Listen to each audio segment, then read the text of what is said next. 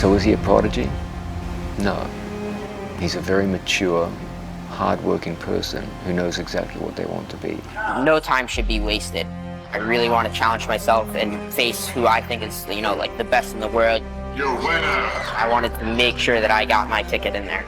In combat sports, talent usually speaks for itself.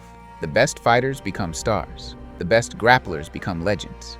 Eventually, people recognize greatness when they see it.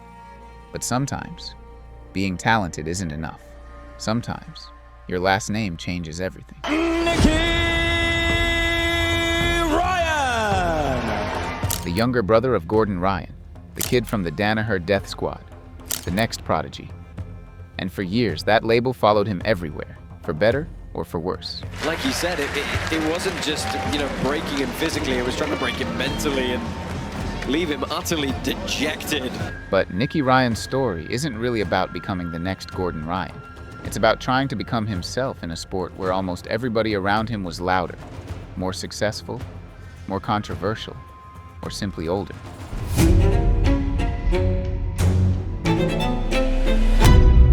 Nicky Ryan was born in New Jersey in 2001. By the time he was old enough to really understand Jiu Jitsu, his older brother Gordon was already becoming one of the fastest rising names in grappling. And naturally, Nicky followed him onto the mats. But unlike most kids starting Jiu Jitsu, Nicky wasn't training in some random local academy. He was growing up inside one of the most intense training rooms the sport had ever seen. John Danaher, Gary Tonon, Gordon Ryan, Craig Jones, Eddie Cummings, the future Danaher Death Squad, one of the most elite grappling groups of all time. Most teenagers learn Jiu Jitsu from hobbyists. Nicky Ryan learned it from killers. Almost immediately, people realized he was special, not just because of who his brother was, but because of his skills. So is he a prodigy? No. He's a very mature, hard-working person who knows exactly what they want to be. Even at a young age, he looked comfortable around adults, and in a weird way, that may have actually hurt him long term. Nicky Ryan never really got to develop and mature privately.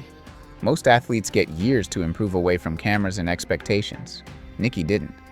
The internet saw him before he was fully ready, and from the beginning, he was treated less like a teenager and more like the next chapter of the Ryan legacy.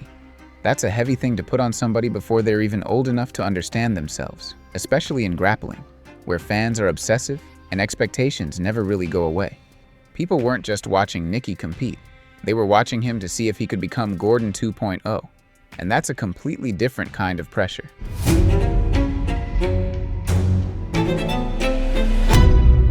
As the Danaher Death Squad exploded in popularity, Nicky became part of the image. The young prodigy, the little brother sitting beside Gordon. The kid is training with some of the best grapplers in the world every day, and honestly, there probably wasn't a better room on earth for developing skill.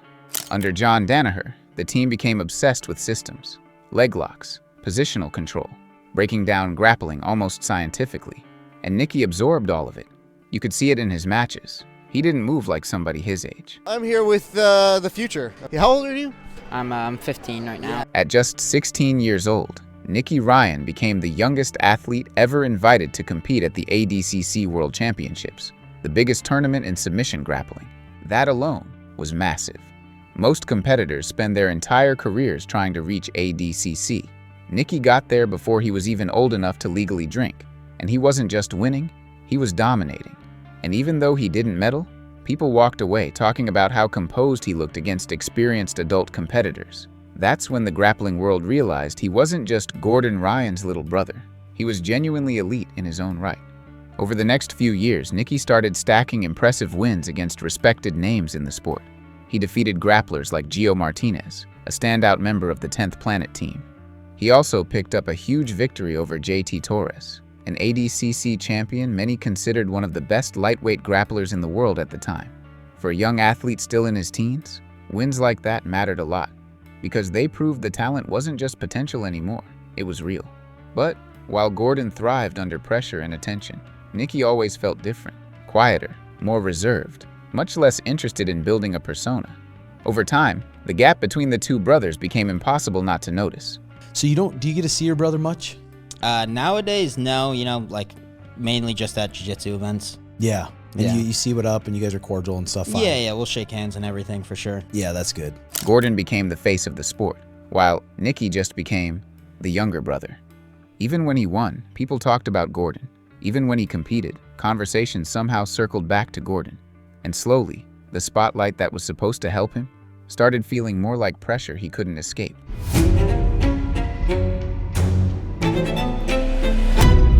In 2021, everything fell apart. The Danaher Death Squad, the most dominant and influential team in grappling, suddenly split in half. One side became New Wave Jiu Jitsu with Gordon Ryan under the coaching of John Danaher. The other became B Team with Craig Jones, Nick Rodriguez, Ethan Krellinston, and surprisingly, Gordon's brother, Nicky Ryan. Brothers and teammates have seemingly split out of nowhere. At first, people assumed it was normal gym drama.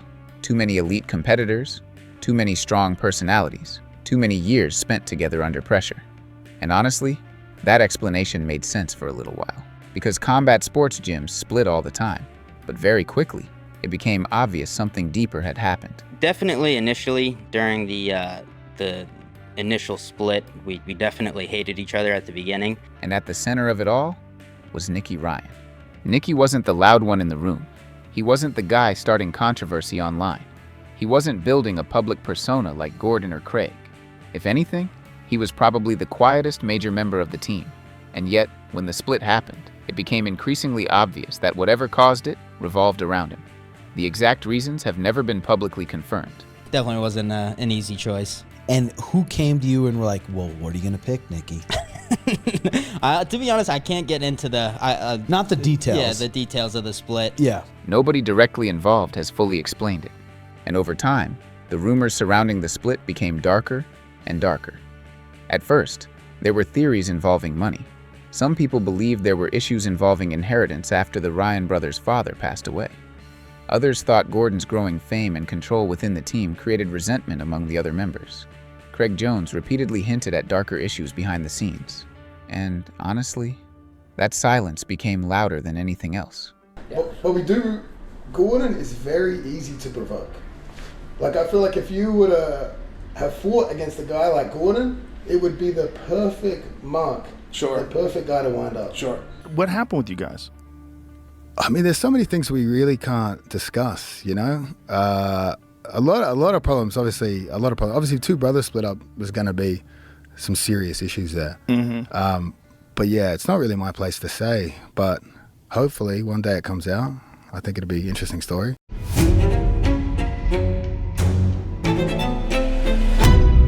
What makes Nicky Ryan's story frustrating is that just as he was beginning to build momentum on his own, his body started failing him. Injuries became constant. About exactly pretty much 1 week before ADCC, I hurt my left knee.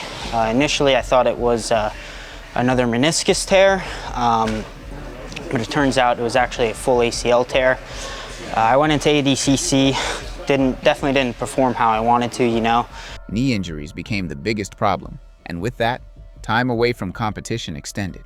And for a grappler whose entire style relied on movement, flexibility, and fluid transitions, that's basically the worst thing that can happen.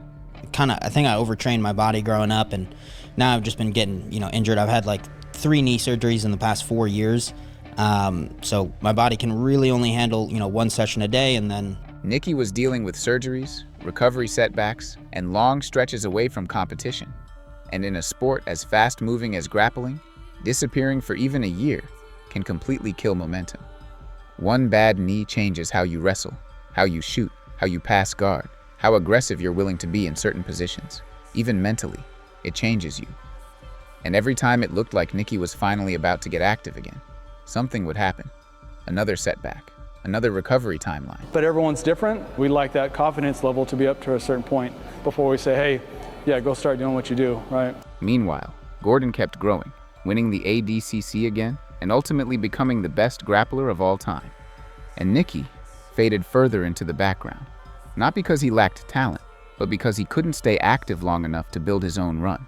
And eventually, people started asking uncomfortable questions. Was Nicky Ryan ever actually going to become what everyone expected? You know, feeling underprepared. You want to go into a competition with, the confidence. I did everything that I could leading up to this event. I trained as much as I could. And then when an injury prevents that, you start to doubt yourself more. Because being the next big thing sounds great, until you spend your entire life trying to live up to something you never chose.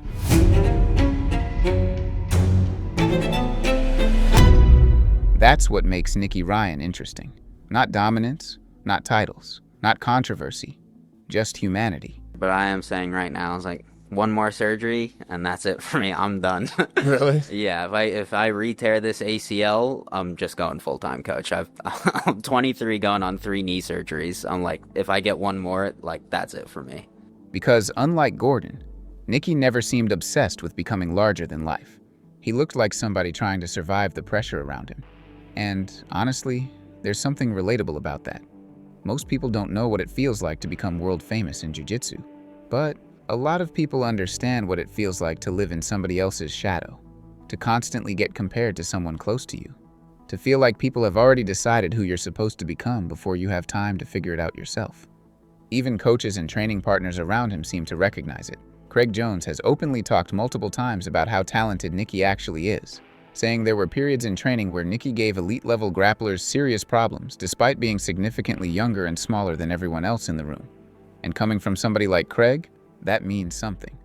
And that's been Nicky Ryan's entire life, never far away from a question about his big brother. Yeah, I mean, there's not really too much bad blood, So you don't think he would come, though? To this, no, I don't think, I definitely don't think he would ever, just because Craig's name's attached to it, But the weird thing is, despite everything, people still believe in him, because the talent is real. Even now, when he competes, you still see flashes of what made everyone so excited in the first place. But at this point, Nicky Ryan's story feels bigger than medals. It feels like somebody is trying to reclaim ownership over their own life, their own name, their own future, away from everything that made the sport feel heavy in the first place. When people talk about Jiu Jitsu history, Gordon Ryan will probably always be remembered as the dominant figure of this era, the champion, the superstar, and the face of the sport. But Nicky Ryan represents something different, the side of greatness people usually ignore, the emotional cost of growing up too fast inside a world built around winning. And maybe that's why his story resonates with so many people, because it doesn't feel polished, it doesn't feel complete, it feels real.